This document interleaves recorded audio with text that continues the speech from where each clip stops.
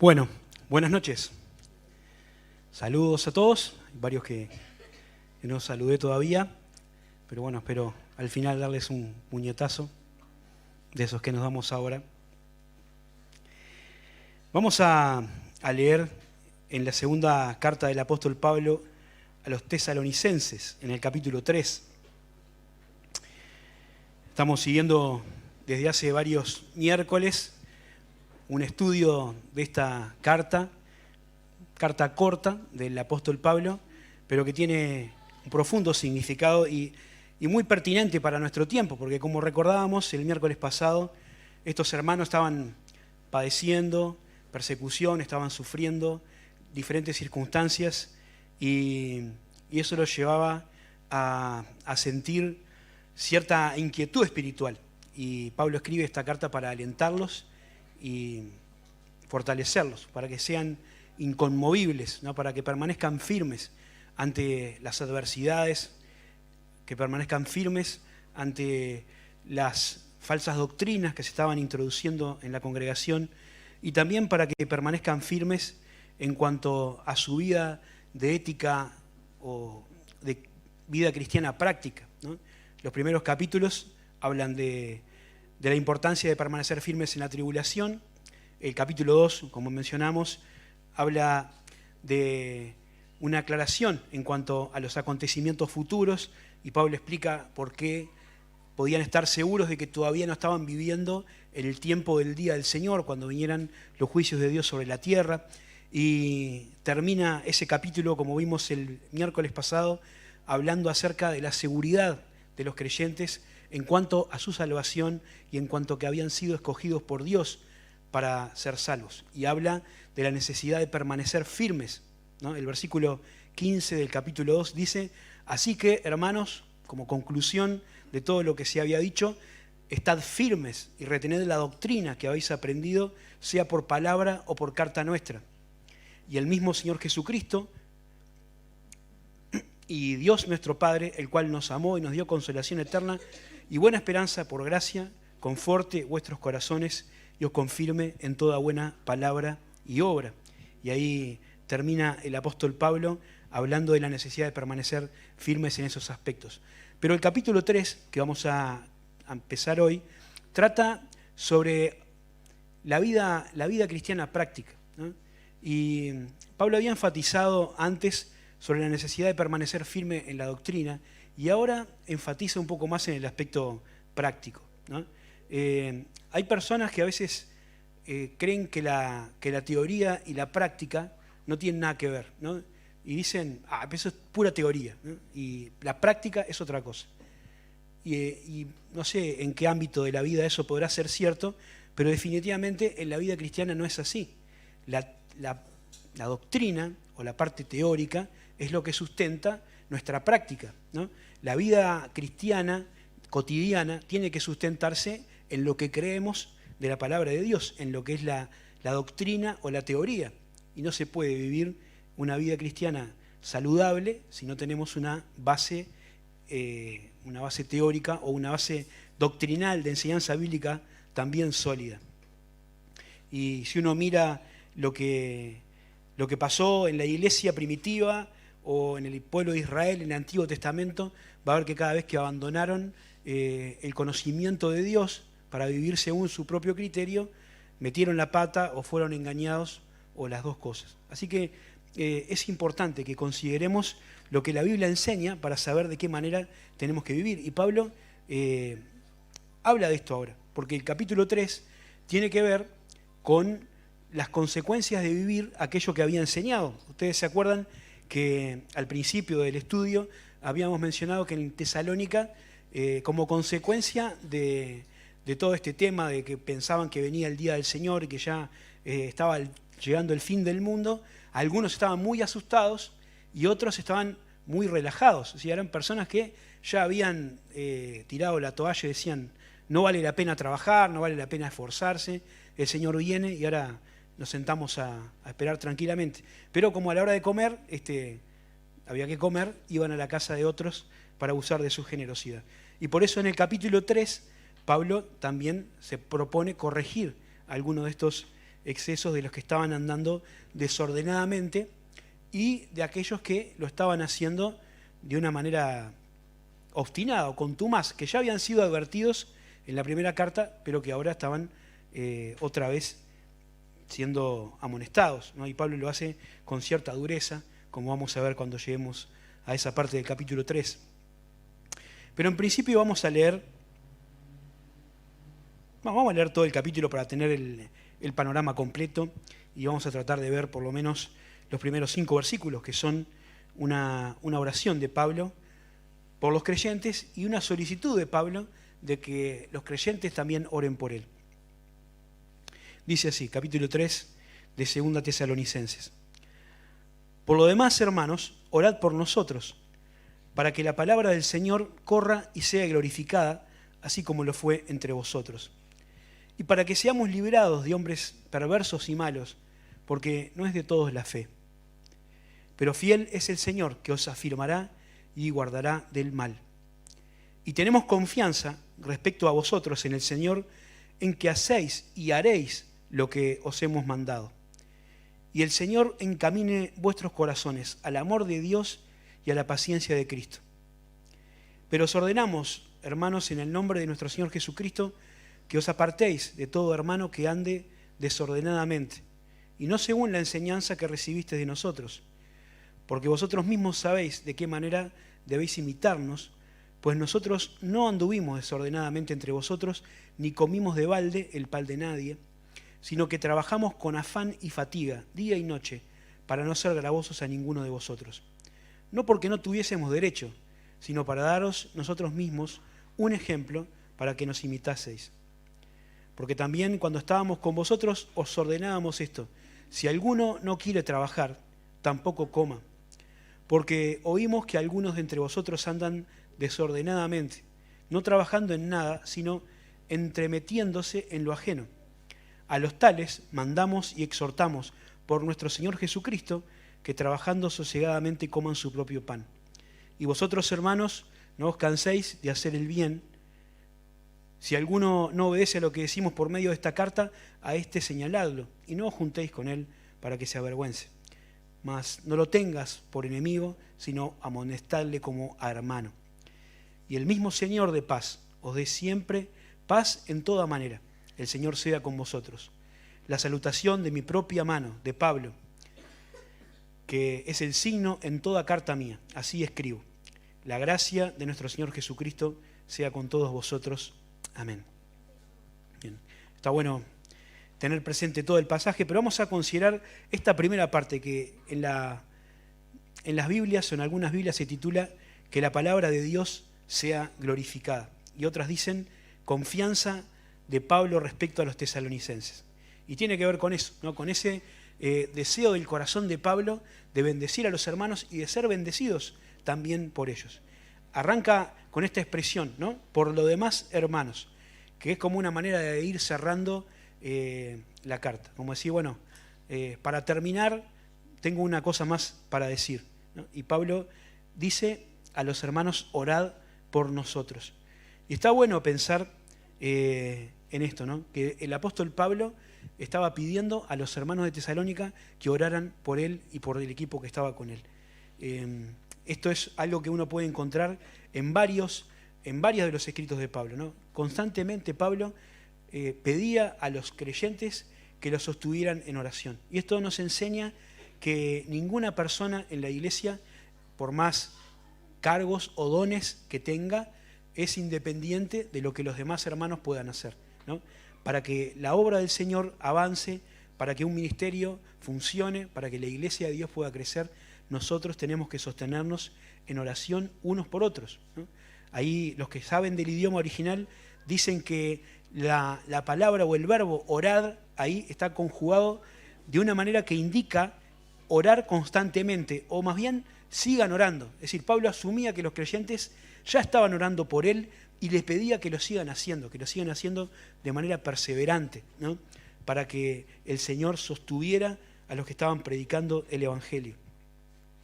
Y como decía, esto lo hace en casi todas las cartas, ¿no? En Romanos, en Corintios, en Efesios, en Filipenses, en Colosenses, en Tesalonicenses, en Filemón. Pablo pide a los creyentes que oren por él, ¿no? Nadie es un paladín autosuficiente que pueda abstraerse de la necesidad de que la iglesia lo sostenga en oración. Y qué bueno es que cada uno de nosotros tenga la posibilidad de entrar al trono de la gracia de Dios para estar orando por la obra del Señor, ¿no?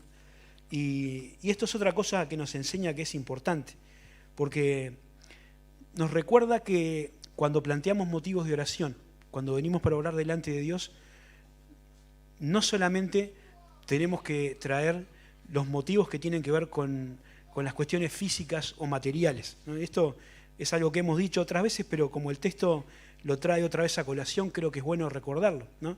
Está perfecto cuando planteamos como motivos de oración situaciones problemáticas de algunos hermanos, algún problema de salud, algún problema familiar, algún problema de trabajo, un tema de estudio, como estábamos compartiendo recién. Es bueno saber que podemos traer delante del Señor esas cargas que están en nuestro corazón y dejarlas delante de Él para que Él las lleve.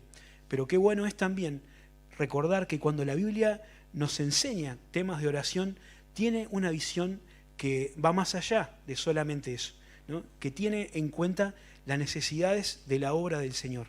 Porque Pablo no pide algo para sí mismo, ni está pensando en sus propias limitaciones o carencias, sino que él pide que oren para que la palabra del Señor corra y sea glorificada. Sin duda que el apóstol Pablo, en la situación en la que estaba, tenía necesidades. Sin duda que podría pensar en motivos de oración que tuvieran que ver con esto, pero él, cuando tiene que dejar escrito un motivo de oración para que sus hermanos en Tesalónica estén orando, piensa en la obra del Señor, ¿no? Dice, les pido, hermanos, que oren para que la palabra del Señor corra y sea glorificada. Así que miren lo que Pablo está pensando, el avance del Evangelio, ¿no? Que la palabra de Dios pueda seguir su curso. Es importante pensar dos cosas por lo menos. Uno es el concepto de Pablo de lo que es la obra del Señor, ¿no? Lo que Pablo pretende es que la palabra del Señor corra. La palabra o esta expresión correr habla de difundirse con libertad, ¿no? Que se pueda predicar sin obstáculos, sin complicaciones, sin que nada se tranque, como ahora vamos a ver que había algunos que se dedicaban a eso. Pero no cualquier mensaje, ¿no? Sino el mensaje del Evangelio, la palabra de Dios, la palabra de la cruz. Cuando Pablo escribe la carta a los Corintios, él les habla y les dice que él, cuando fue a esa ciudad, decía, yo lo único que quería predicar era la palabra de la cruz. No estuve entre vosotros con excelencia de palabras ni con un discurso de sabiduría, porque no quería impresionar con el conocimiento humano, sino que ustedes tuvieran una fe que esté basada en la palabra de la cruz. El texto dice en Corintios, ni mi palabra ni mi predicación fue con palabras persuasivas de humana sabiduría, sino con demostración del Espíritu y de poder, para que vuestra fe no esté fundada en la sabiduría de los hombres, sino en el poder de Dios.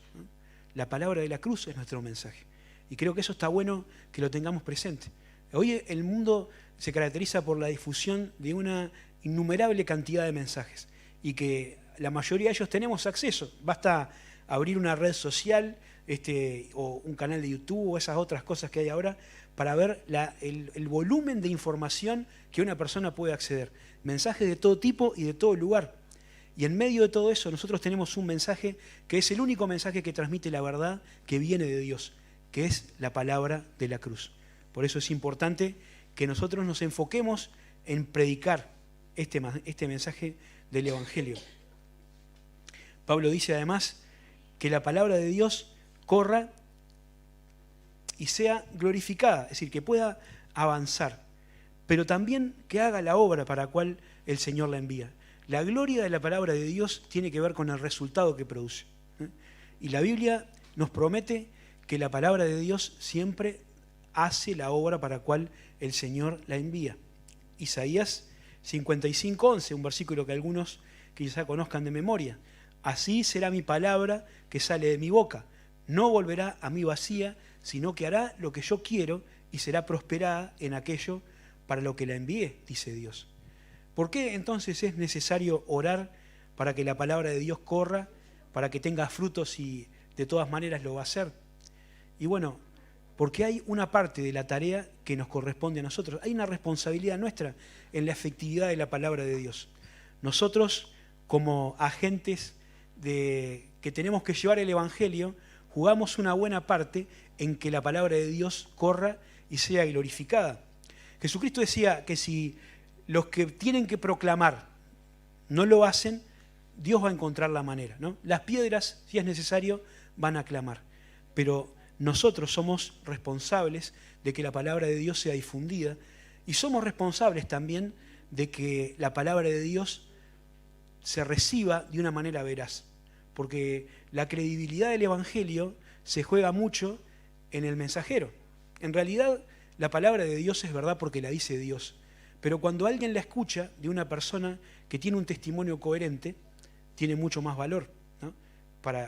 Subjetivamente, para la persona que la escuche.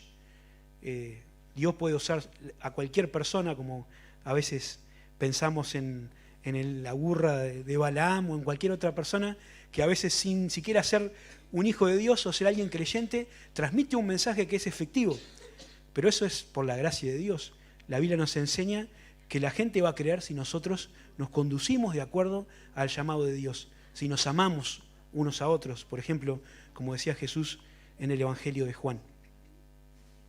Así que Pablo quiere que la palabra de Dios corra con libertad, que lleve fruto en los corazones de los que la escuchan, así como había llevado fruto en el corazón de los tesalonicenses, ¿no? Dice eso.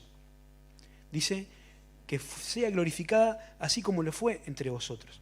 Y los hermanos de Tesalónica eran un ejemplo. Esto está en la primera carta, pero si ustedes recuerdan, ellos habían creído en medio de gran oposición. Y a pesar de la oposición, habían sido un ejemplo de testimonio para todas las demás iglesias de la comarca ahí. Y el Evangelio se había extendido a partir del testimonio de ellos. Y Pablo y el equipo misionero se sorprendían cuando llegaban a un lugar y ahí ya había habido gente que les había compartido el Evangelio porque los hermanos de Tesalónica no dejaban de anunciar las buenas nuevas. Dice, porque ellos mismos cuentan de nosotros, esto es todo 1 Tesalonicenses 1:9, ellos mismos cuentan de nosotros la manera en que nos recibisteis y cómo os convertisteis de los ídolos a Dios para servir al Dios vivo y verdadero y esperar de los cielos a su Hijo, a Jesús, el cual resucitó de los muertos y nos libra de la ira venidera. En segundo lugar, Pablo quiere que oren para que sean libertados de hombres perversos y malos. Dice el versículo 2, que la palabra de Dios corra, que seamos librados de hombres perversos y malos. Es decir, librados del peligro que supone a veces compartir el Evangelio. Pablo dice que cuando uno se propone llevar adelante la obra de Dios, siempre va a aparecer oposición.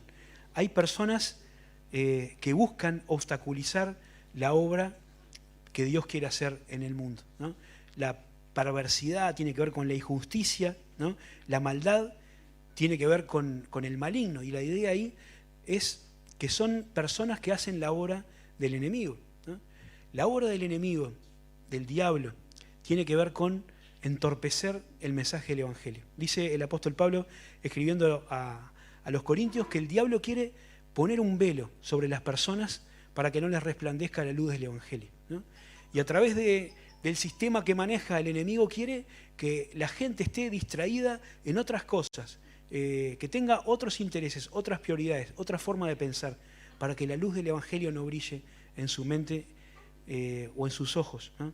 Pero Dios igual hace la obra a través de su Espíritu. Pablo le tocó enfrentar a muchas personas que se oponían, y uno puede leer en el libro de los Hechos cuántas veces tuvo que lidiar con gente que estaba siempre hablando en contra de lo que él hacía. No siempre eran enemigos, ¿no? Enemigos pensando en gente pagana que no conocía del Evangelio, que no conocía de Dios.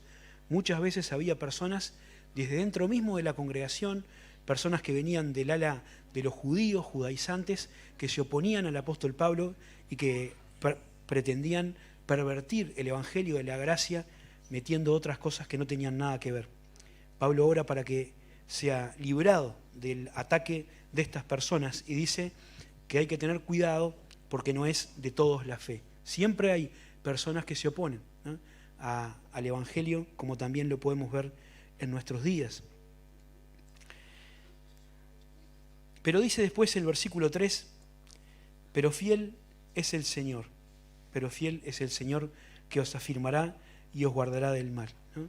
Y es interesante que aunque hay peligro, ¿no?, y aunque hay adversidad, y aunque hay problemas para extender el mensaje del Evangelio, el Señor es fiel, ¿no? Y la obra es del Señor, y Él es el que la va a llevar adelante.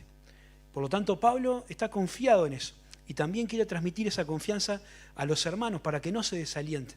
Y uno podría pensar, bueno, si es tan peligroso, si hay tanta oposición, si es tan fuerte la obra del enemigo, quizás no vale tanto la pena, o quizás no vamos a poder lograrlo. Pero el Señor le hace llegar este mensaje, ¿no? No se desalienten, porque fiel es el Señor que os afirmará y guardará del mal.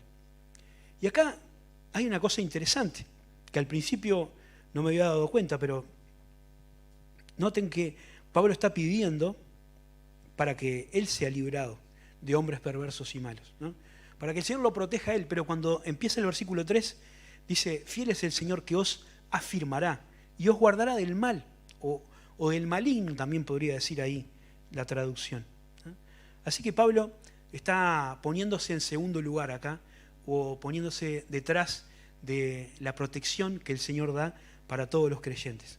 El Señor los afirmará, ¿no? Y es una linda promesa para aquellos que estamos enfrentando esta lucha espiritual.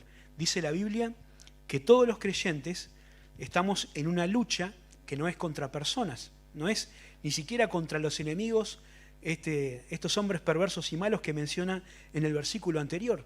Es una lucha que no es contra carne y sangre, sino, dice Pablo en Efesios 6, es contra huestes espirituales de maldad en las regiones celestes. Es contra un sistema que está gobernado por el maligno y que busca entorpecer y destruir la obra de Dios.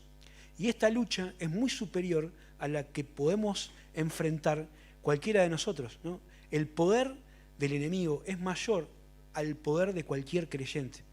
Sin embargo, la Biblia dice que nosotros somos más que vencedores, no porque nuestras fuerzas lo permitan, sino porque el Señor provee las herramientas necesarias para que podamos alcanzar esa victoria. Si ustedes recuerdan lo que dice Efesios capítulo 6, ahí lo van a encontrar, ¿no?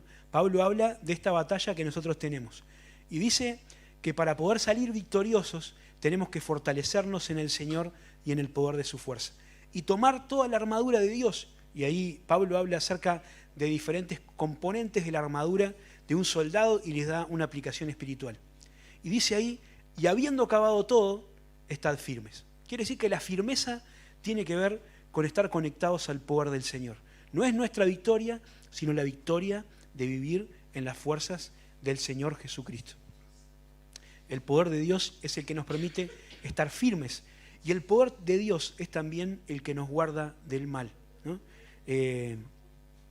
¿Cuántos versículos de protección que hablan de la protección hay en la Escritura? Estaba mirando por arriba para poner alguno y había una cantidad, y es difícil elegir. Cuando uno empieza a buscar y empiezan a aparecer textos desde el principio de la Biblia, cuántos en los Salmos, en los Proverbios, en los Profetas, que hablan acerca del cuidado de Dios para sus hijos, del cuidado de Dios para su pueblo, ¿no? De su pueblo Israel y de nosotros también en la iglesia. Dios cuida de cada uno de nosotros. Dios está cerca de los hijos para defenderlos, para cuidarlos, para protegerlos de cualquier peligro o de cualquier mal. Y esto no quiere decir que no nos vaya a pasar nada malo, que no vayamos a contraer una enfermedad o que no nos puedan asaltar o nos pueda pisar un auto, sino que en esta lucha espiritual el Señor nos defiende y nos permite salir victoriosos.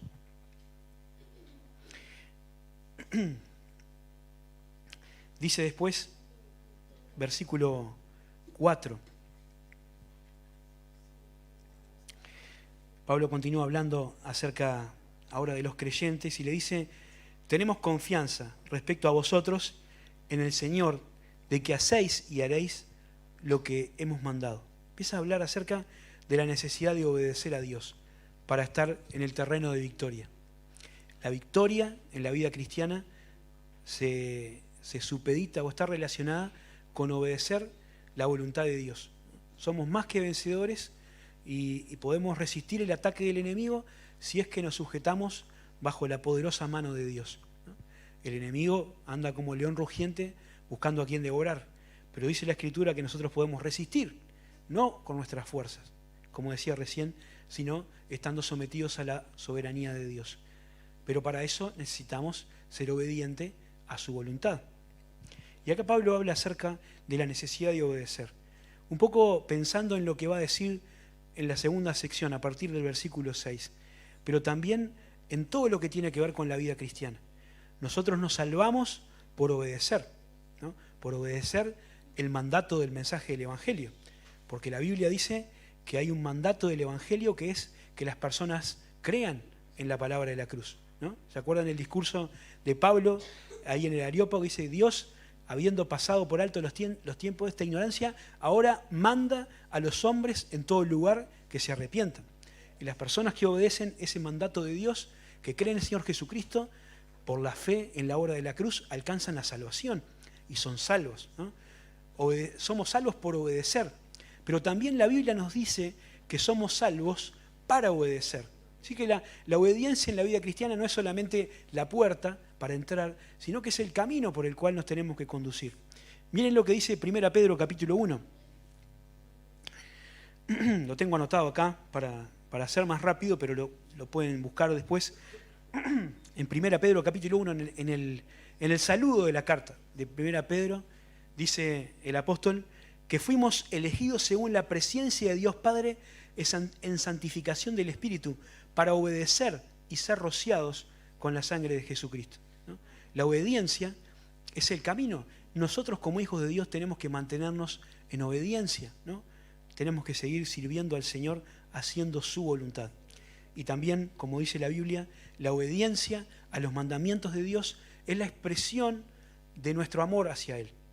Nosotros, dice Juan, le amamos a Él porque Él nos amó primero. Y demostramos que le amamos a Él cuando guardamos sus mandamientos, ¿no? El amor se manifiesta de esta manera. Así que para ser protegidos por Dios tenemos que obedecerle, tenemos que estar guardando su palabra. Y Pablo dice que esta obediencia se debe a los mandamientos de Dios. Dice el versículo 4 que hacéis, ¿no?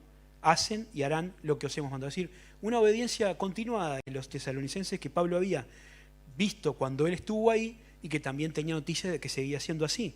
Y les alienta a que continúen por ese camino, obedeciendo los mandamientos de Dios. Acá él dice que obedecen sus palabras, ¿no? Hacen lo que hemos mandado. Y hay que tener en cuenta que el apóstol Pablo, cuando escribía, ¿no? O cuando mandaba algo, tenía la autoridad de su apostolado detrás, ¿no? Él estaba comunicando no ideas personales, sino mandamientos que estaban inspirados por Dios, por el Espíritu Santo, y que eran para la fe y la conducta de los creyentes. Nosotros en el tiempo presente, que ya tenemos la revelación completa de las Sagradas Escrituras, tenemos que obedecer los mandamientos que están en la palabra de Dios. La Biblia, como dice en ese papelito que tenemos del credo, es la única regla de fe y de conducta para el creyente.